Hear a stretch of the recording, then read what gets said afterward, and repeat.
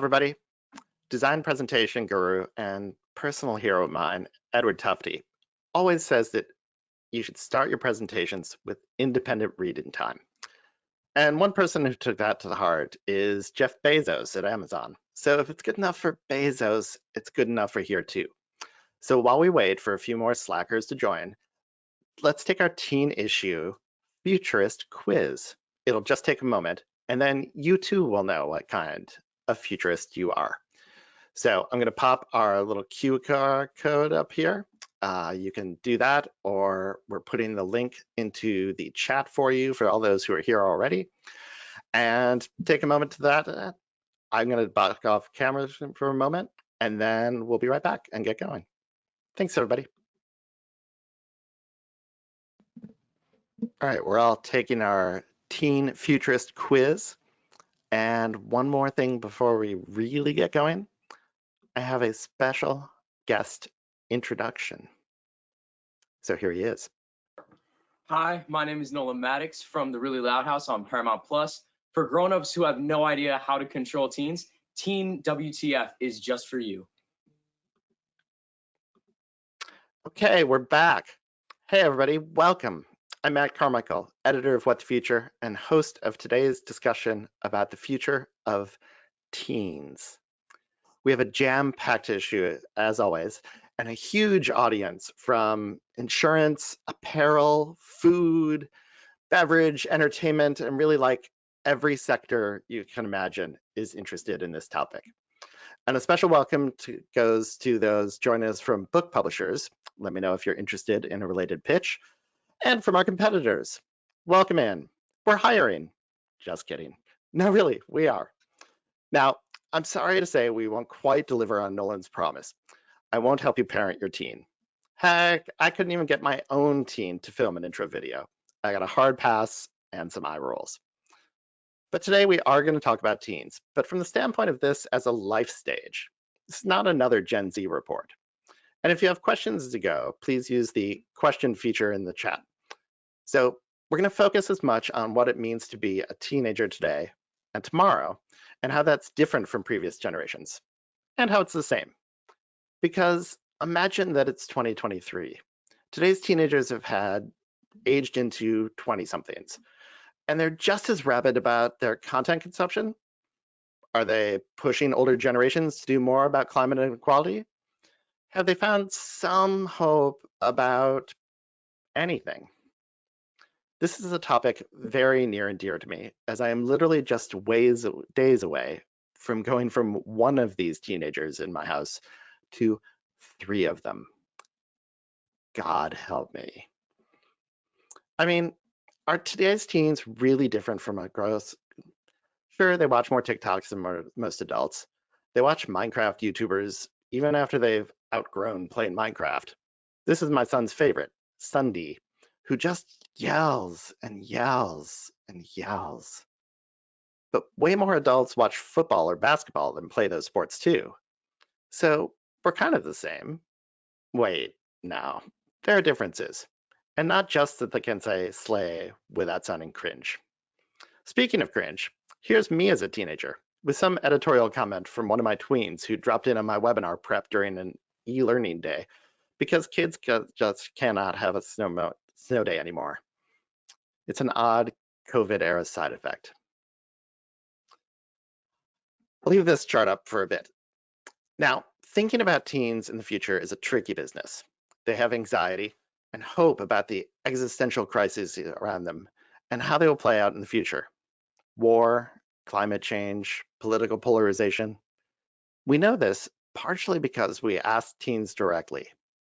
Using both the Ipsos Knowledge Panel and the Club Z online community, we interviewed hundreds of teenagers and mirrored many of those questions against surveys of adults. Teens, therefore, don't seem too optimistic about things. Maybe because there's a common idea among elder generations that the youth will save us from these problems and make the world a better place. But why should they have to? As a remarkable teenager, Eva Lighthizer, who says later in the issue, quote, "We're aware of the fact that previous generations were the ones who made the decisions that brought us here to this day." We grown-ups can't blame today's teens for their lack of optimism we see in the data in this issue. The ancient, as my teens call anyone over 50, among us shouldn't blame them for the high rates of anxiety and depression. After all, they didn't make climate change happen. They aren't prompting wars. Most of them can't even vote yet. These are our problems we'll leave behind for our children, whom we say we'll do anything to protect.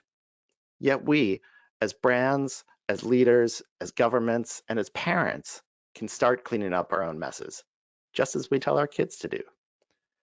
It starts with reconsidering all the ways we have relationships with kids these days. But teens, almost regardless of their ideologies, tend to want the same things that previous generations did. Most plan to get married, have a career, buy a home, even get a driver's license, at least eventually. Liberal teens are less into the idea of parenthood, which will be our February issue of What the Future, by the way. And as for tomorrow, one central question is, as teens become 20-somethings, what will stick? What will remain the massive consumers and producers of online content? Well, they want their lives and also displayed and shared on screens. Will they shop with purpose and also buy less and not shop to help address problems like waste, climate change, or inequality? Will they even see those issues as problems? You know what will stick with teens? Teens still, and will forever, roll their eyes at us.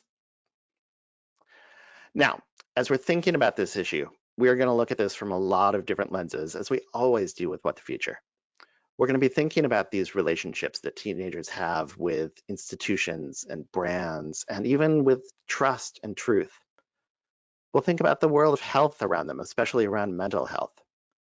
We'll think about the attention economy and the way AI is changing our relationships with creators. We'll get into the economy and jobs, and especially entrepreneurship. We'll talk about education a little bit, because that's important in the scheme of things and in this conversation as a whole. And finally, we'll close out a little bit thinking about the world we are living behind them, quite literally. Now, you took the quiz earlier, I hope.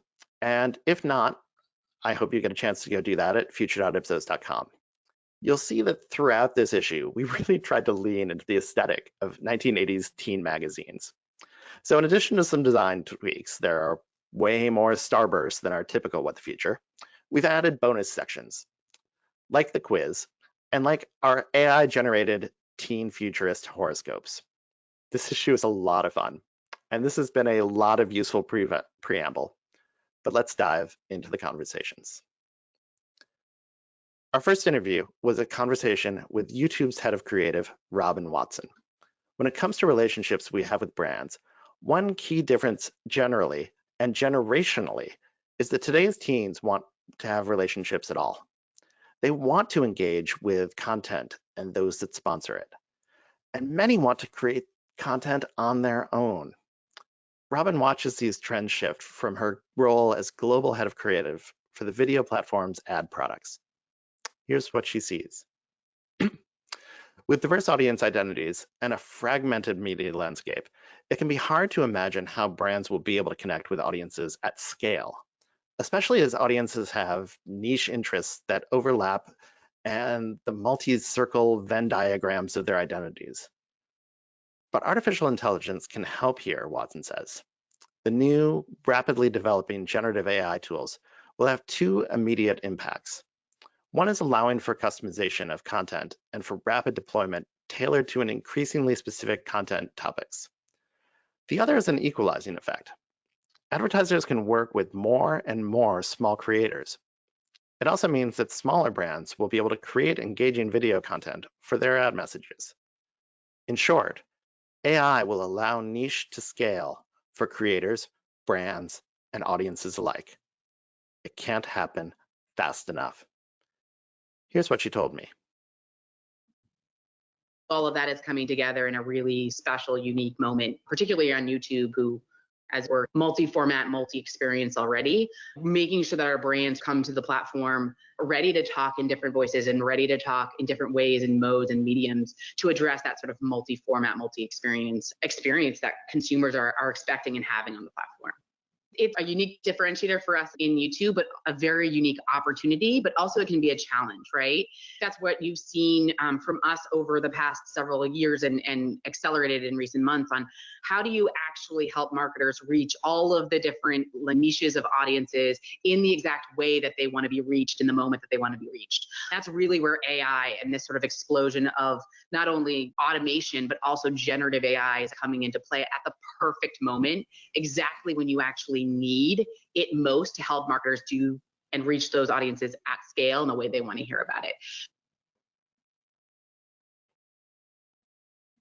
Youth relationships are changing with brands, with content, with creators, with institutions, and even their own identities. Shivani Gorley studies these emerging trends and their impacts for advertisers partners at Paramount Advertising. She's thinking about how these shifts all intersect, and she thinks the answer is intersectionality. Gorley sees fragmented and fluid identities playing out on the creator side as well, as in the kinds of relationships with teens have with creators and creators have with brands. She uses a Harry Potter Horcrux metaphor to describe what she called a, quote, playground of opportunities for brands to expand these relationships. She thinks today's youth are the tip of the sphere, and their influence is traveling up the age brackets, influencing older generations. The question is, are marketers catching on fast enough? Here's what she told me.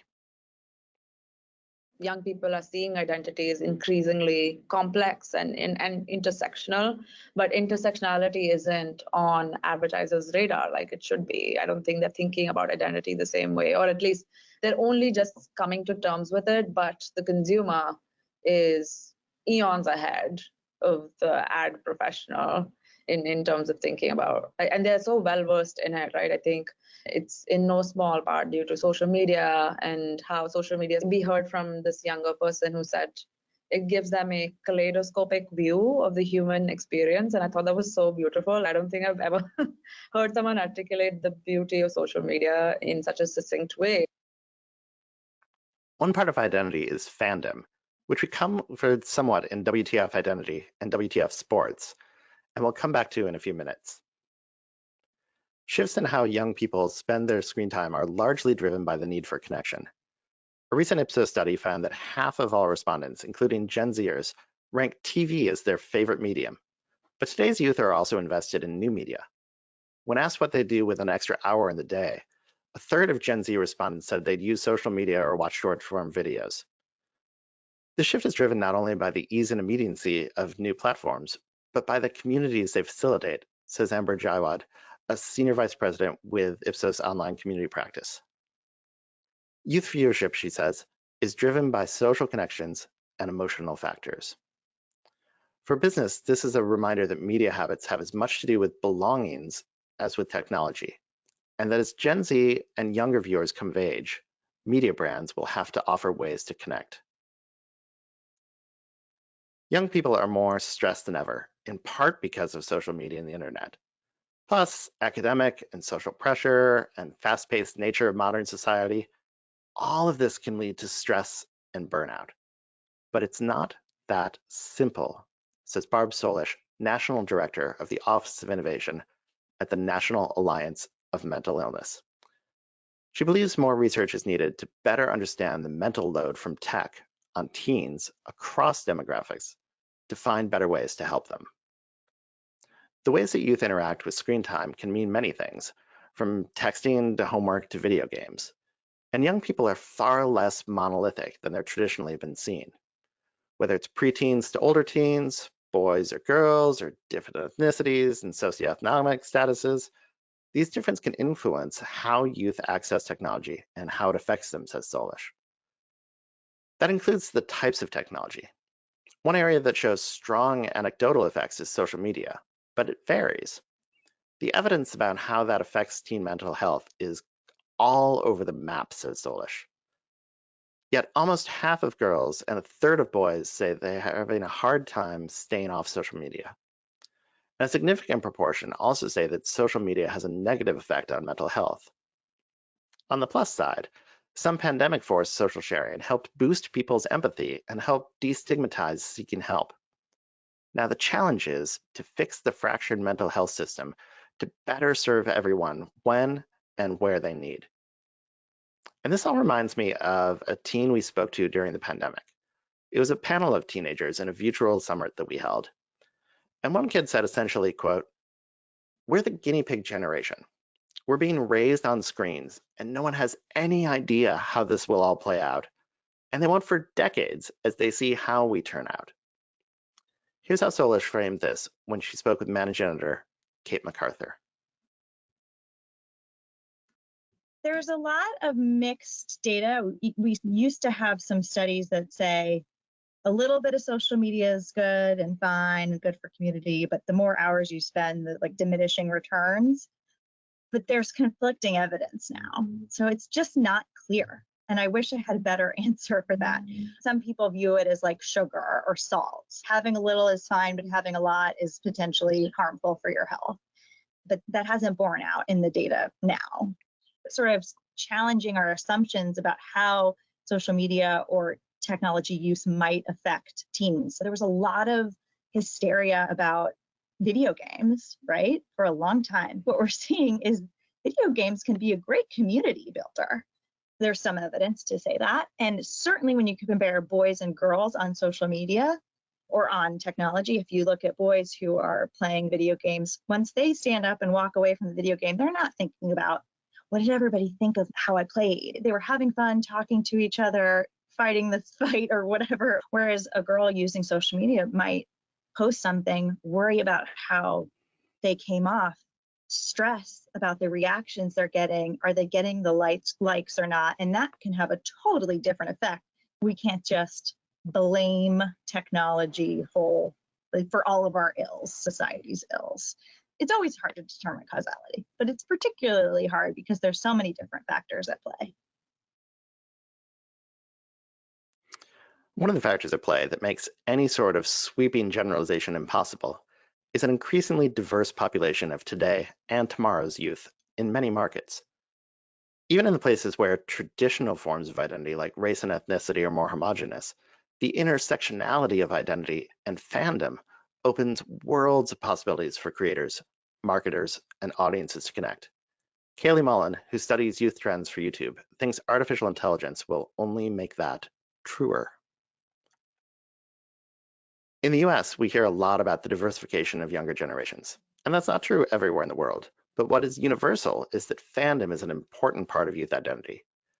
Creators, therefore, play an important role creating content for niche and mass audiences alike. Mullen sees AI open new opportunities for these creators and fans for the brands trying to build relationships with them. She's especially excited about AI language translations. Being able to seamlessly create content across languages opens, well, a world of possibilities. I asked her if YouTube was working on a translator to allow grown-ups to speak teenager without sounding cringe. She said that wasn't currently under development, but that hedge leaves me some hope that maybe it'll come further down the road. Anyway, one of the things we talked about was a lot of content that is very important to all the tweens and tweens in my house, and likely in yours too: fandom. First, we talked about how fandom is amazing for teens, but also something that transcends life stage. Here's what she told me.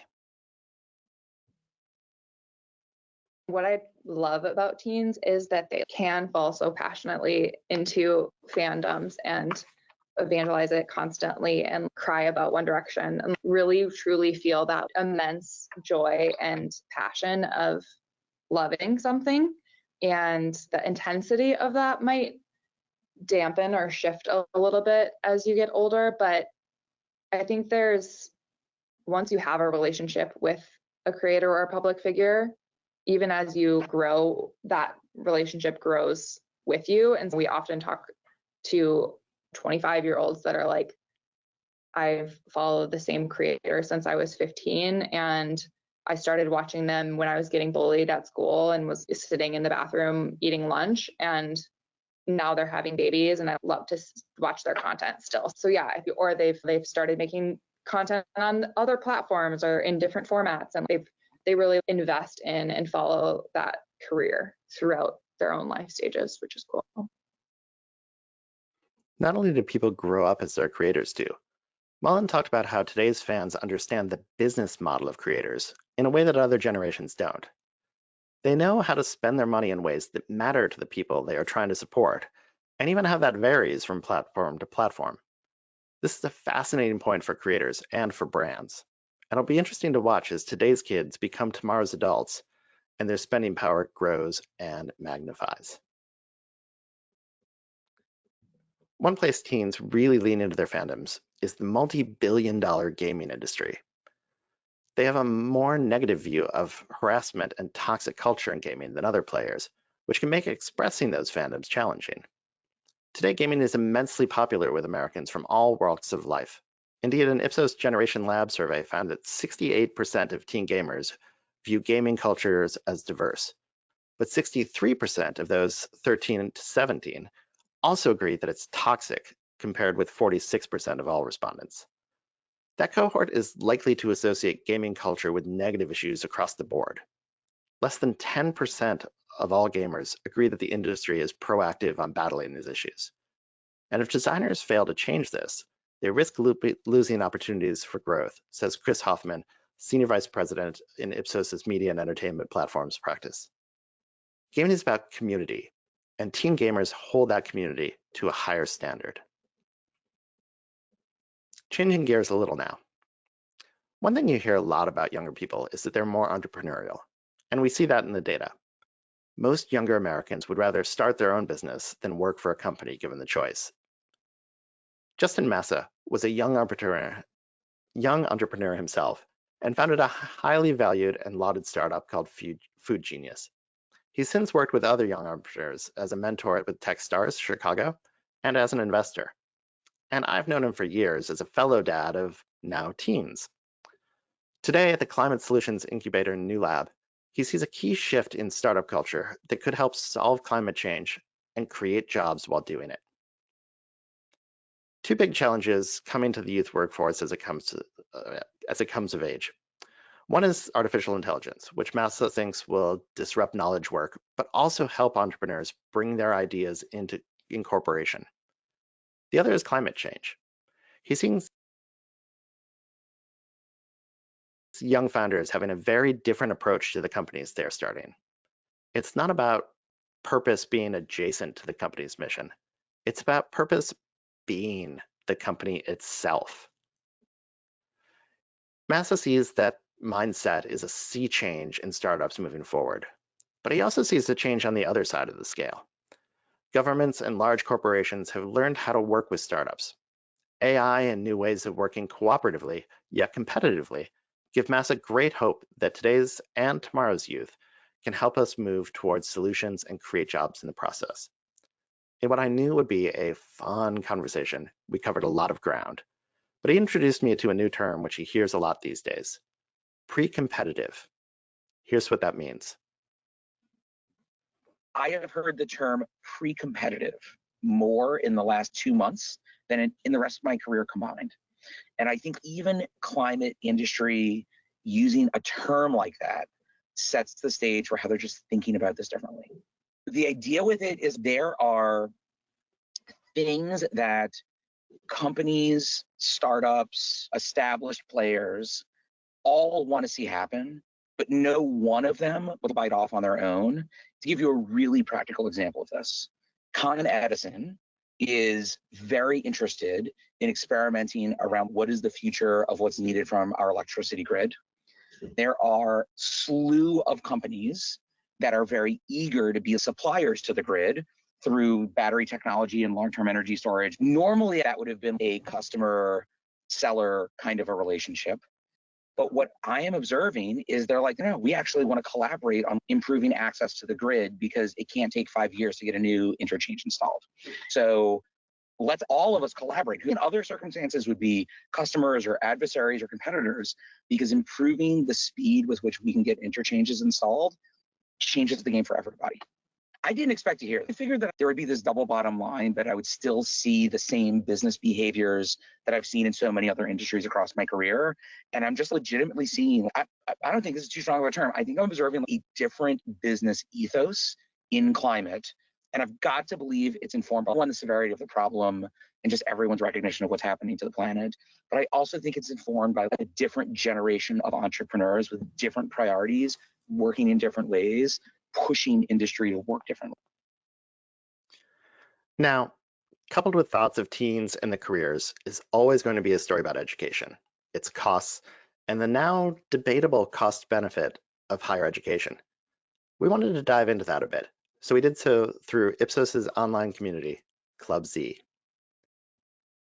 With tuition at new highs, many teens are looking for alternatives to college. Businesses may need to prepare for new approaches to hiring and training. Most young people agree that, quote, college education is important to achieving success, according to the Club Z community survey. But they see certainty that the price tag on that success. Nearly half said they feel stressed about graduating with debt, and only 12% expect their loans to be canceled or forgiven. Another Ipsos study found that about 1 in 5 students considered pursuing career training, trade school, or an apprenticeship before enrolling in a 2 or 4-year college. If more teens opt out of higher ed, businesses will face a challenge to their talent pipeline, says Jennifer Torgensen, a senior director within the Ipsos's online community teams. She says, quote, businesses will have to rethink how they weigh skills, credentials, and training in their hiring. We wanted to close out the issue by talking to an actual teenager. And one group of teens that made some serious news in 2023 was a group of young Montanans as they won a landmark lawsuit against their home state for violating their rights to a clean and healthful environment under the state constitution. Kate MacArthur spoke with one of these remarkable kids. Eva Lighthizer, 17, from Livingston, Minnesota, is one of the teen plaintiffs in the Held versus Montana case. While she counts Greta Thunberg and Dr. Steve Running as an expert witness in the Montana lawsuit as her climate heroes, she could also be seen as one herself for tomorrow's youth. Youth today feel like their futures are clouded by climate change. About 6 in 10 teens surveyed by Ipsos expect the effects of climate change to get worse in the coming 5 years. Just 9% thinks it will get better. Some are trying to change that through their shopping choices, while others are taking it to court. Since 1986, more than 1,600 climate change lawsuits have been filed in the US, according to the Sabin Center for Climate Law. Of them, 16 involve youth plaintiffs. And in their victory, Lighthizer hopes she and her co-plaintiffs set a precedent and found new power for citizens to hold governments accountable for pollution. She also hopes that governments and brands are watching. Here's what she told Kate. Companies and individuals all need to do their part and do what they can to lower their impact. And I think governments are also extremely responsible for everything that is happening. A little bit worried and anxious. I hope that they're doing the right thing and I want them to do the right thing, but it's not always their priority. So having that in my mind it's a little bit difficult to grapple with, to think that our leaders aren't really doing their part. In previous generations, it's probably not something that's been on their mind nearly as much because it hasn't been such an impending doom.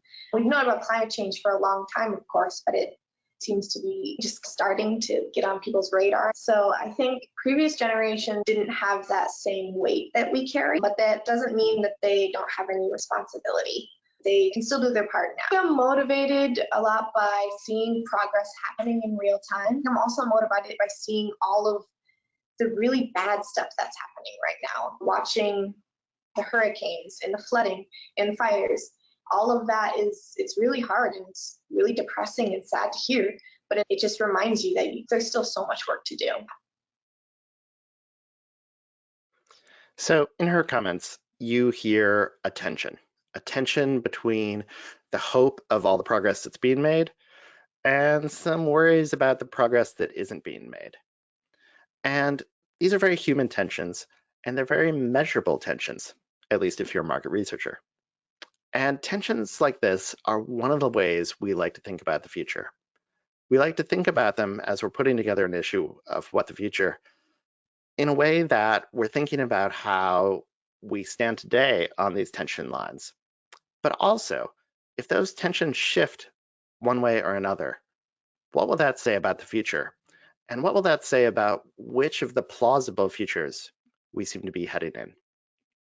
So for this issue, we're going to dive into 5. Tension 1, brand connection or commodity.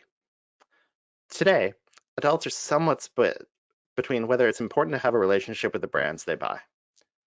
But in Ipsos Clubsy online community, teens were 70-30 in favor of needing those connections.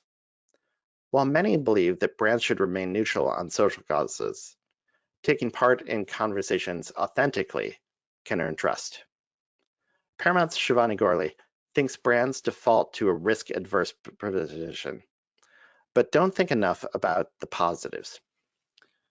She says, "We often just default to assuming that something might have a negative response," she says. "But as a brand, you want to be ready for both. You need a response plan in place that involves you being appreciated as a brand ally." Will today's polarization lead this tension to shift? Tension 2, social media's influence, or not. Today, most people don't look to social media for recommendations, and other Ipsos data shows that people trust their friends and families more than influencers. But that could shift in the future as people discover more tailored content that addresses the intersection of their identities and their interests. Both YouTube's Kaylee Mullen and Robin Watson think artificial intelligence can lead to new opportunities for stronger relationships with creators, customers, and brands.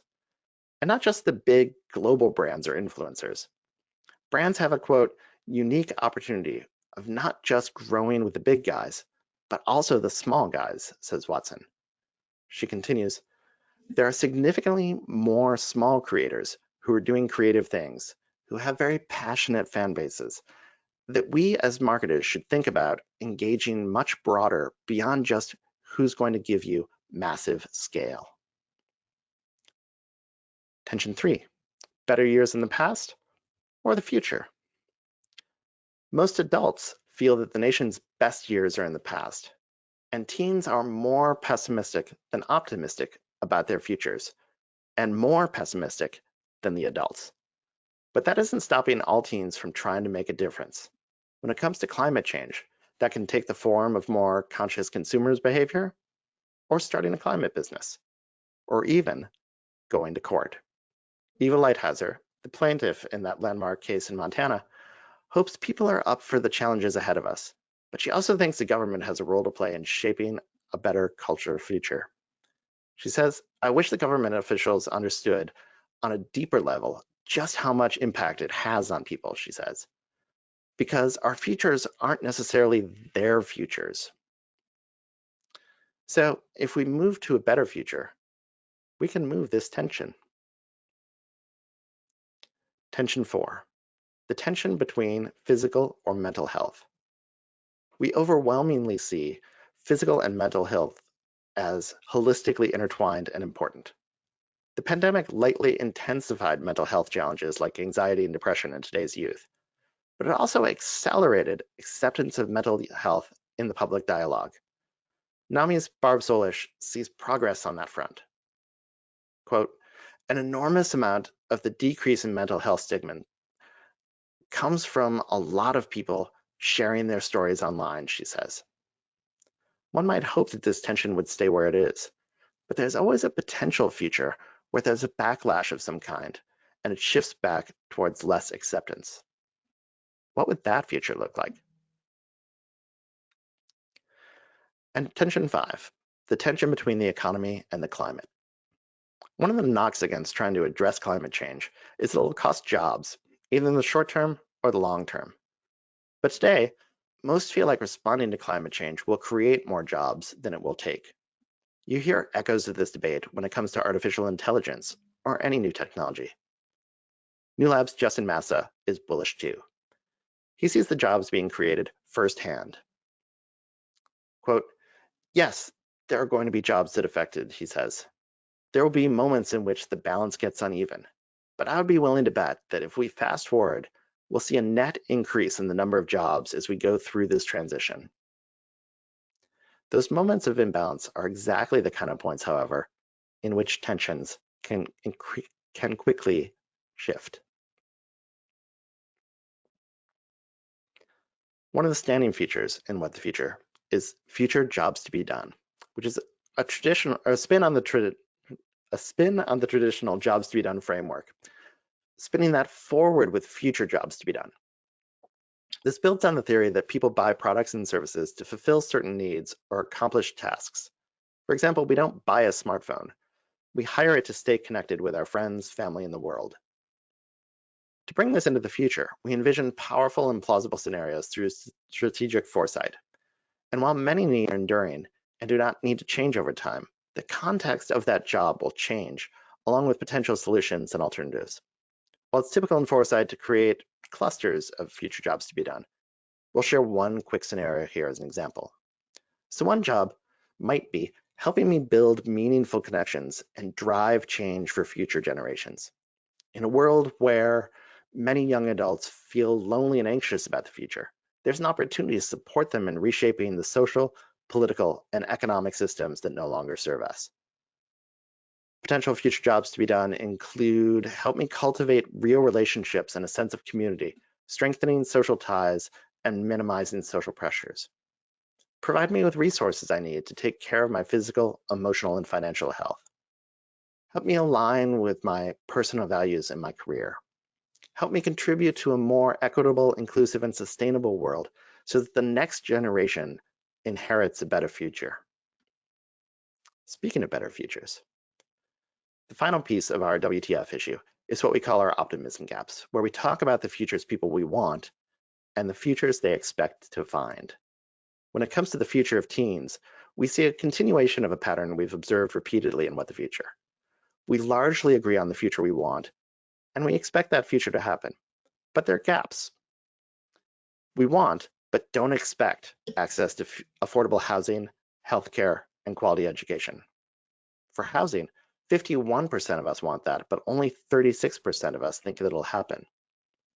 These gaps likely contribute to muted optimism we have for the next generation, to better opportunities than we did, and the muted optimism teens have for their own futures. Brands and policymakers have an opportunity to win loyal stakeholders as youth enter and try to contribute to society by finding ways to support those fundamental needs. What kind of future do you want for today's teens? That's the big question. But a more tailored question might be, what about today's teens is new, and what will they carry with them into the future? The fun thing about studying generations is that we have no idea. We can only speculate and forecast and game out scenarios. Every generation is a guinea pig in that way. Hopefully we've given you some things to think about and, well, research as you think about that. As for our future, we're going to be starting the year by shortly dropping What the Future Manufacturing. And stay tuned. We have some changes coming to What the Future format in this year. Mostly we're streamlining things. I hope you like them, and please subscribe to What the Future at future.ipsos.com to get your free monthly issue. In 2024, we're returning some favorite topics like food, wellness, transportation, and some new topics like parenting, news, and one I'm really looking forward to, the future of creativity. And we do this because when you imagine possible tomorrows, you ask better questions today. Each of which of What the Future explores a different topic through this lens, with a combination of data and interviews like the ones you've just heard. Because when you think about what the world is going to look like in 3 years or 5 or 10, you start imagining the kind of world your customers will live in, the kind of things you need to be innovating, the kind of products you need to be developing, what their customer or user experience will look like. And all of that will lead you to do better research today. Thank you so much for joining. Again, if you have questions, please drop them in and we'll try and get to those soon, and we will follow up with you later. Recording of this will be available at future.ipsos.com, and we'll be back soon with manufacturing. Once again, I'm Matt Carmichael, editor of this wonderful magazine, and I'll see you in the future. Thanks very much.